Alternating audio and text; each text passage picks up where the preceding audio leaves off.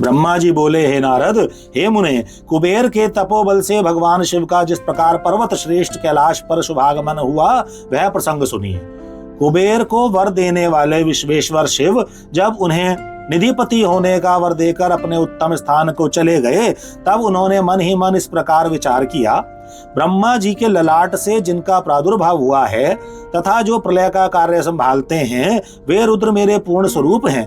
अतः उन्हीं के रूप में गुह्यकों के निवास स्थान कैलाश पर्वत पर जाऊंगा। रुद्र मेरे हृदय से ही प्रकट हुए हैं। वे पूर्णावतार, निष्कल, निरंजर ब्रह्म हैं और मुझसे अभिन्न हैं। हरि, ब्रह्मा आदि देव उनकी सेवा किया करते हैं। उन्हीं के रूप में मैं कुबेर का मित्र बनकर उसी पर्वत पर विलास पूर्वक रहूंगा और महान तपस्या करूंगा। शिव की इस इच्छा का चिंतन करके उन रुद्रदेव ने कैलाश जाने के लिए उत्सुक हो उत्तम गति देने वाले नाद स्वरूप अपने डमरू को बजाया। उसकी उत्साहवर्धक ध्वनि तीनों लोकों में व्याप्त हो गई। उसका विचित्र एवं गंभीर शब्द आवाहन की गति से युक्त था, अर्थात सुनने वालों को अपने पास आने के लिए प्रेरणा दे रहा था। उस ध्वनि को सुनकर ब्रह्मा, विष्णु आदि सभी देवता, ऋषि, मूर्तिमान आगम, निगम तथा सिद्ध वहां आ पहुंचे। देवता और असुर सब लोग बड़े उत्साह में भरकर वहां आए। भगवान शिव के समस्त पार्षद जहां कहीं भी थे वहां से उस स्थान पर पहुंचे। सर्वलोक वंदित महाभाग समस्त गणपाल भी उस स्थान पर जाने के लिए उद्यत हो गए। उनको मैं संख्या बता रहा हूं, सावधान होकर सुनिए। शंखकर्ण नामक गणेश्वर 1 करोड़ गणों के साथ, केक राक्ष 10 करोड़ और विकृत 8 करोड़ गणों के साथ जाने के लिए एकत्रित हुए।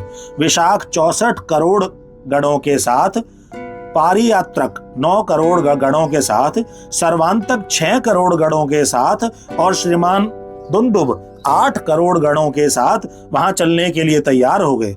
गण श्रेष्ठ जालंक 12 करोड़ गणों के साथ, समद 7 करोड़ गणों के साथ और श्रीमान विकृतानन भी उतने गणों के साथ जाने के लिए तैयार हुए। कपाली 5 करोड़ गणों के साथ, मंगलकारी संदार अपने 6 करोड़ गणों के साथ और कंडुक तथा कुंडक नाम के गणेश्वर भी 1-1 करोड़ गणों के साथ गए।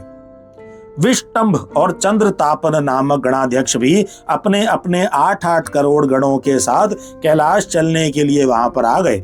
1000 करोड़ गणों से घिरा हुआ महाकेश नामक गणपति भी वहां आ पहुंचा। कुंडी 12 करोड़ गणों के साथ और वह श्रीमान पर्वतक, काल कालक एवं महाकाल नाम के गणेश्वर 100 करोड़ गणों के साथ वहां पहुंचे। अग्निक 100 करोड़, अभिमुख 1 करोड़, आदित्य मूर्धा तथा धनावह भी 1-1 करोड़ गणों के साथ वहां आए। सन्नह तथा कुमुद 100 करोड़ गणों के साथ और अमोघ, कोकिल एवं सुमंत्रक 1-1 करोड़ गणों के साथ आ गए। काकपाद नामक एक दूसरा गण 60 करोड़ और संतानक नाम का गणेश्वर भी 60 करोड़ गणों के साथ लेकर चलने के लिए वहां आया। महाबल, मधुपिंग तथा पिंगल नामक गणेश्वर 9 करोड़ गणों के सहित वहां उपस्थित हुए। नील एवं पूर्णभद्र नामक गणेश्वर भी 90-90 करोड़ गणों के साथ वहां आए। वहां शक्तिशाली चतुर्वक्त्र नामक गणेश्वर 7 करोड़ गणों से घिरा हुआ कैलाश जाने के लिए वहां आ पहुंचा। 120,000 करोड़ गणों से आवृत होकर सर्वेश नामक गणेश्वर भी कैलाश चलने के लिए वहां आया। काष्ठागुण, सुकेश तथा वृषभ नामक गणपति 64 करोड़, चैत्र और स्वामी नकुलीश स्वयं 7 करोड़ गणों के साथ कैलाश गमन के लिए आए। लोकांतक, दीप्तात्मा, दैत्यांतक, प्रभु, देव, भृंगी, श्रीमान देव प्रिय, ऋटि, अश्नि, भानुक तथा सनातन नाम के गणपति 64 करोड़ गणों के साथ वहां पर उपस्थित हुए। नंदीश्वर नाम के महाबलवान गणाधीश 100 करोड़ गणों के साथ कैलाश चलने के लिए वहां आ पहुंचे।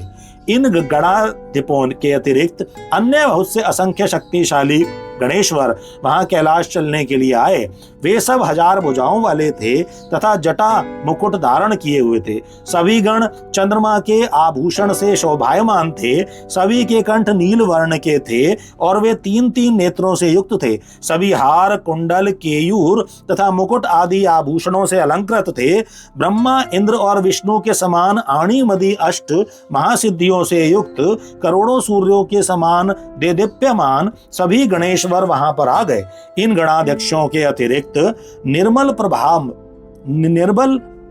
प्रभामंडल से युक्त महान आत्मा वाले तथा भगवान शिव के दर्शन की लालसा से परिपूर्ण अन्य अनेक गणाधिप अत्यंत प्रसन्नता के साथ वहां पर जा पहुंचे। विष्णु आदि प्रमुख समेत समस्त देवता वहां जाकर भगवान सदाशिव को देखकर हाथ जोड़कर नतमस्तक होकर उनकी उत्तम स्तुति करने लगे। इस प्रकार विष्णु आदि देवताओं के साथ परमेश्वर भगवान महेश महात्मा कुबेर के प्रेम से वशीभूत हो कैलाश को चले गए। कुबेर ने भी सपरिवार भक्ति पूर्वक नाना प्रकार के उपहारों से वहां आए हुए भगवान शंभू की सादर पूजा की। तत्पश्चात उसने शिव को संतुष्ट करने के लिए उनका अनुगमन करने वाले विष्णु आदि देवताओं और अन्यान्य गणेश्वरों का भी विधिवत पूजन किया। इसके बाद उसकी सेवा को देखकर अति प्रसन्नचित भगवान शंभु कुबेर का आलिंगन कर और उसका सिर सूंघ कर अलकापुरी के अति निकट ही अपने समस्त अनुगामियों के साथ ठहर गए। तदनंतर भगवान शिव ने विश्वकर्मा को अपने तथा दूसरे देवताओं के भक्तों के लिए उस पर्वत पर निवास हेतु यथोचित निर्माण कार्य करने की आज्ञा दी। हे मुने, विश्वकर्मा ने शिव की आज्ञा से वहां जाकर यथाशीघ्र ही नाना प्रकार की रचना की। उस समय विष्णु की प्रार्थना से शिव प्रसन्न हो उठे और कुबेर पर अनुग्रह करके वे कैलाश पर्वत पर चले गए। शुभ मुहूर्त में अपने निवास स्थान में प्रवेश कर भक्त वत्सल उन परमेश्वर ने अपने प्रेम से सबको सनाथ कर दिया। सभी प्रमुदित विष्णु आदि देवता, मुनिगण और अन्य सिद्ध जनों ने मिलकर प्रेम पूर्वक सदाशिव का अभिषेक किया है। हाथों में नाना प्रकार के उपहार लेकर सबने क्रमशः उनका पूजन किया और बहुत महोत्सव के साथ सामने खड़े होकर उनकी आरती उतारी।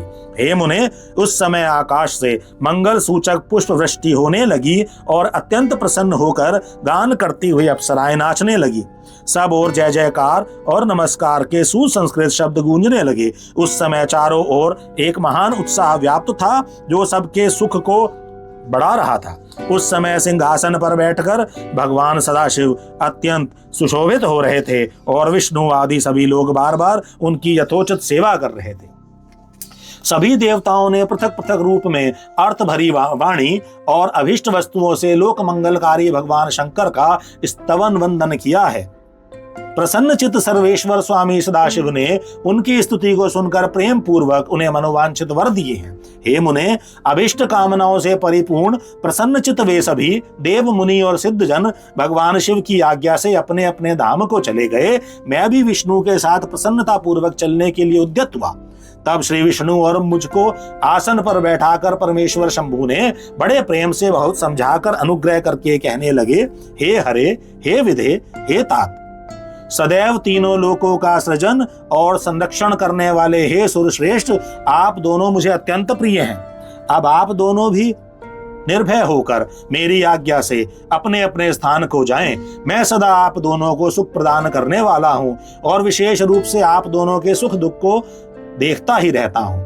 भगवान सदाशिव के वचन को सुनकर मैं और विष्णु दोनों प्रेम पूर्वक प्रणाम करके प्रसन्नचित होकर उनकी आज्ञा से अपने अपने धाम को लौट आए। उसी समय प्रसन्नचित भगवान शंकर निधिपति कुबेर का भी हाथ पकड़कर उन्हें अपने पास बैठाकर यह शुभ वाक्य कहने लगे, हे मित्र, तुम्हारे प्रेम के वशीभूत होकर मैं तुम्हारा मित्र बन गया हूँ। हे पुण्यात्मन, भय रहित होकर तुम अपने स्थान को जाओ, मैं सदा तुम्हारा सहायक हूँ। भगवान शंभु के इस वचन को सुनकर प्रसन्नचित्त कुबेर उनकी आज्ञा से प्रसन्नता पूर्वक अपने धाम को चले गए।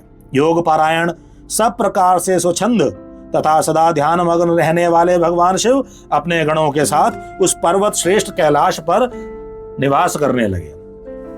कभी वे अपने ही आत्मस्वरूप ब्रह्म का चिंतन करते थे, कभी योग में तल्लीन रहते थे, कभी स्वच्छंद मन से प्रेम पूर्वक अपने गणों को इतिहास सुनाते थे और कभी विहार करने में चतुर भगवान महेश्वर अपने गणों के साथ कैलाश पर्वत की टेढ़ी मेढ़ी उबड़ खाबड़ गुफाओं तथा पंदराओं में और अनेक सुरमय स्थानों पर प्रसन्न चित्त होकर विचरण करते थे। इस प्रकार रुद्र स्वरूप परमेश्वर भगवान शंकर, जो नाना प्रकार के योगियों में भी सर्वश्रेष्ठ हैं, उन्होंने अपने उस पर्वत पर अनेक लीलाएं की हैं। इस प्रकार बिना पत्नी के रहते हुए परमेश्वर सदाशिव ने अपना कुछ समय व्यतीत करके बाद में दक्ष पत्नी से उत्पन्न सती को पत्नी के रूप में प्राप्त किया है।